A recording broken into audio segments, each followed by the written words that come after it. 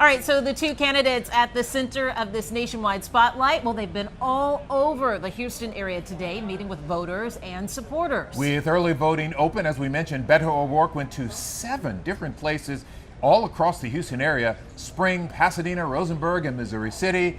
Meanwhile, Senator Cruz spoke at 2 events, one on Post Oak, the second just down the street from the Toyota Center, where he will join President Trump for the Make America Great Again rally. Melissa Correa has been following Congressman O'Rourke. She is live in Rosenberg, where the Democratic candidate will be speaking in just a few minutes. Melissa.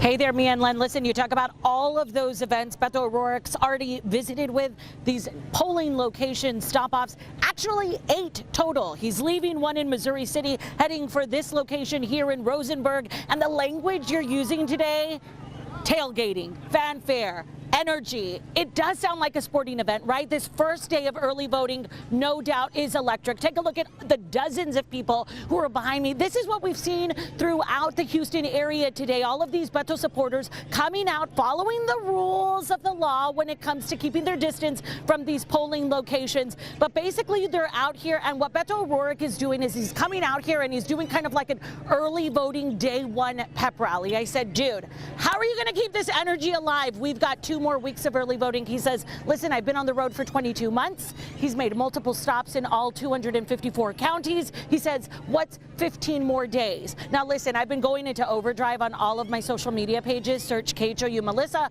on Insta, Facebook, Twitter. We've been sharing and posting video, sound bites, and pictures of what some of these rallies have been like today. He visited with a man, guys, a 103-year-old military veteran who came out to support him today. Also, we heard from folks like Alicia Torres, a 19-year-old who registered to vote and is voting in this election for the very first time. We're seeing a lot of these new voters. In fact, I was crossing the street with Beto from one location to the other when I told him that more than 31,000 people had already voted in Harris County.